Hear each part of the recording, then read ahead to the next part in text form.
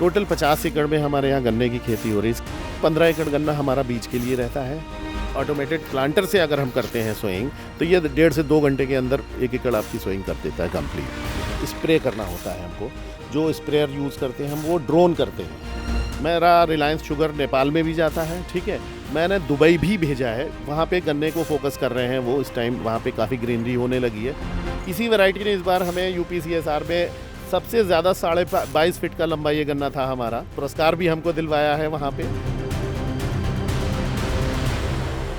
आप अगर गन्ने की आधुनिक खेती करना चाहते हैं, गन्ने के साथ सहफसली में स्ट्रॉबेरी, काला चना जैसी फसलें लेना चाहते हैं, या फिर गन्ने का बीज तैयार करना चाहते हैं, या इन सभी चीज़ों को एक जगह होते देखना चाहते हैं, तो कम से कम एक बार शाहजहांपुर के पसगवां गांव में किसान सरताज खान के आना तो बनता ही है। पहले नज़ारा एक ये आप देखिए, जहां पर इस समय गन्ने की बुआई चल रही है, और ये बुआई चल रही है इस ऑटोमेटिक प्लांटर के माध्यम से, जिसमें देखिए गन्ना जो है वो सीधे बीज जो है वो लगता जा रहा है, उसी में खाद पड़ती जा रही है और ऊपर से मिट्टी भी बिछ रही है। तो चलिए सरताज साहब से आपको मिलवाते हैं। बड़ी आधुनिक तरीके से गन्ने की खेती भी, वरना कई लोग तो आज भी वही पारंपरिक तरीके से कर रहे हैं, और कई लोग कहते हैं कि अब गन्ने की खेती में वो मज़ा रह ही नहीं गया, कुछ लोग तो छोड़ भी रहे हैं या क्षेत्र कम कर रहे हैं। वो सिर्फ इस वजह से कह रहे हैं क्योंकि सबसे ज़्यादा जो कॉस्टिंग आ रही है, लेबर कॉस्ट आ रही है। लेबर कॉस्ट की वजह से प्रॉफिट्स में जो गन्ने के साथ आते हैं वो कम हो रहे हैं। इसी वजह से ये लोग जो है बोलना शुरू कर देते हैं कि गन्ना छोड़ देते हैं हम, या गन्ना नहीं करेंगे हम। लेकिन अगर आप पूरा मैकनाइजेशन पे आप चले जाते हैं, आप अपनी जुताई है, गन्ने के बीज की जुताई जो मिट्टी चढ़ाने के लिए जो तितली वाला यूज़ करते हैं छोटे ट्रैक्टर से, तो ये सब चीज़ अगर आप करते हैं तो आपकी कॉस्टिंग बहुत कम हो जाती है। जो मैनुअली यहाँ बीज लगाया जाता है गन्ने का खेत में, और जो ये ऑटोमेटिक प्लांटर से, दोनों का अंतर बता दीजिए, चाहे समय की बात हो, चाहे लागत की बात हो, चाहे उसके बाद उत्पादन। टाइम सेविंग, गन्ने का सीड भी बचता है।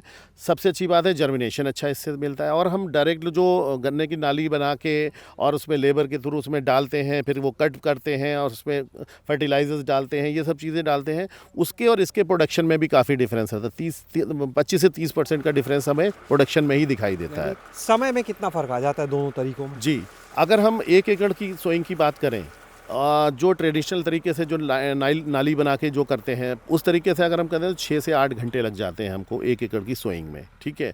लेकिन अगर हम इस ऑटोमेटेड प्लांटर से अगर हम करते हैं सोइंग तो ये 1.5 से 2 घंटे के अंदर 1 एकड़ आपकी सोइंग कर देता है कंप्लीट, क्योंकि इसके अंदर कोई भी चीज़ हमें अलग से नहीं देनी है, ना कोई अलग से लेबर यूज़ करना है। इसमें हमें केमिकल देना है कोई लिक्विड फॉर्म में, वो भी हम दे सकते हैं। आगे जो इसमें नीला ड्राम लगा हुआ है उसमें आप केमिकल डालिए, पानी डालिए। फर्टिलाइज़र के लिए पीछे वो लगा हुआ है जिसमें आप खाद और जो भी आप माइक्रो न्यूट्रिएंट्स या जो भी डालना चाहते हैं आप, ठीक है, वो आप पीछे डाल दिए।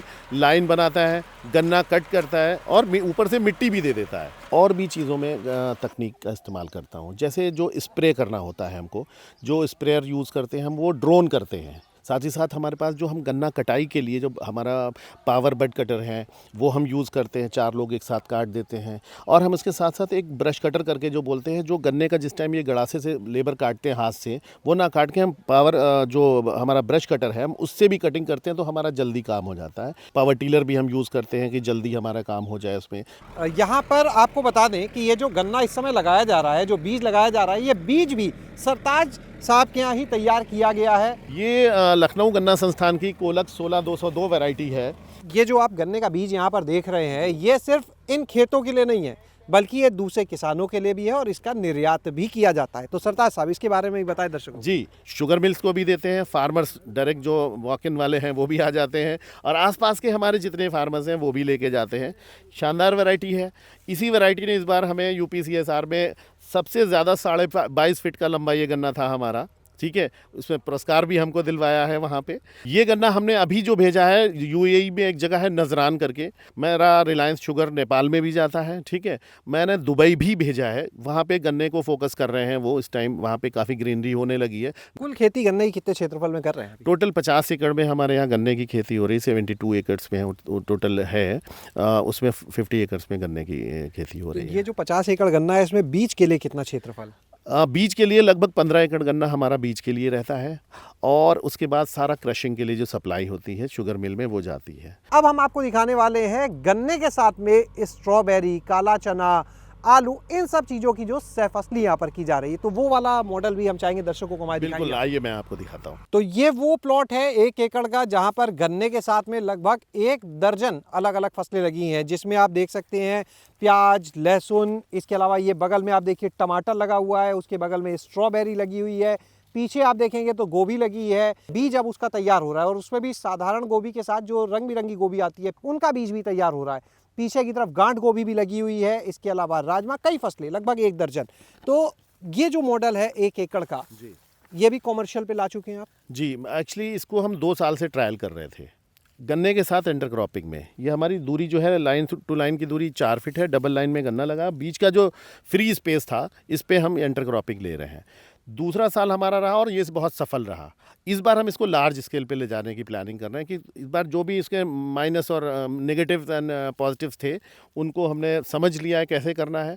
अब इसको हम लार्ज स्केल पे इस साल से करेंगे। लगभग 11-12 हमारे पास अलग अलग इसमें फसलें लगी हैं, क्योंकि जैसे हमारे पास चना लगा है, अब चने को पानी नहीं चाहिए होता है और हमें गन्ने में लेकिन पानी देना है। तो ये सब चीज़ें जो थी हमको इस बार आइडिया हो गया है पूरी तरह से कि हमें इसको कैसे करना है। कुछ जगह हम देख रहे हैं मल्चिंग की हुई है बेड्स पे, कुछ पे मल्चिंग नहीं की है। इसमें मेरे को सिर्फ यही देखना था कि लेबर कॉस्ट हमारी क्या जा रही है। मल्चिंग वाले में हमारी लेबर कॉस्ट कुछ नहीं आई, क्योंकि इसमें वीड वगैरह घास वगैरह बाहर से खरपतवार नहीं आया, लेकिन इस पर मुझे बार बार लेबर लगाने पड़े।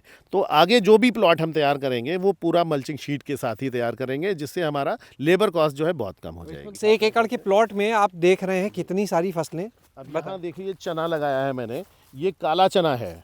ये बहुत अच्छी शानदार वैरायटी दिल्ली ICR में जो पिछली बार वहाँ पे एक अवार्ड फंक्शन था उसमें मेला जो स्टॉल्स लगे थे वहाँ से मैंने काला चना लिया था। मटर भी है जी, ये मटर है, ग्रीन मटर कहलाती है। और इसकी जो इसके अंदर जो फली आपको मिलेगी और जो इसके अंदर दाना आएगा वो 10 से 11 रहता है।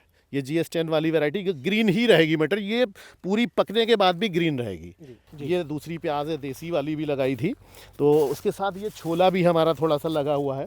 ये राजमा है, देखिए ये हमने थोड़ा लेट में लगाया था, तो इसमें आप देखिए इसमें भी स्टार्ट हो गया है। ये देखिए आप, ये इसकी फली स्टार्ट हो चुकी है, पूरी तरह से लगना शुरू हो गए हैं ये राजमा। तो इतनी सारी चीजें आपने लगा दी यहाँ पर, जी। तय कर लिया कि अब जब फाइनली जो बड़े स्तर पर ले जा रहे हैं कौन कौन सी फसलें लगानी है? इस बार जो हम लोगों ने प्लान किया है वो हम राजमा लार्ज स्केल पे लगाएंगे, प्याज लार्ज स्केल पे, सब सह फसली में ही रहेगा। सह फसली में रहेगा। आपको एक चीज़ और बता दें कि ये हमेशा से खेती किसानी में नहीं रहे हैं, बल्कि इन्हें इस खेती किसानी में आए चंद साल हुए हैं। इससे पहले एविएशन सेक्टर में रहे काफ़ी साल तक। जी, मैं दरअसल IGI एयरपोर्ट में भी रहा और बॉम्बे में सांता क्रूज एयरपोर्ट में भी रहा काफ़ी साल, 10 साल तक IGI में रहा। उसके बाद एक रिसेशन आया, रिसेशन के बाद फिर की बात है बताएं। ये मेरे ख्याल से 16 के आसपास, 16-17 के आसपास की बात है।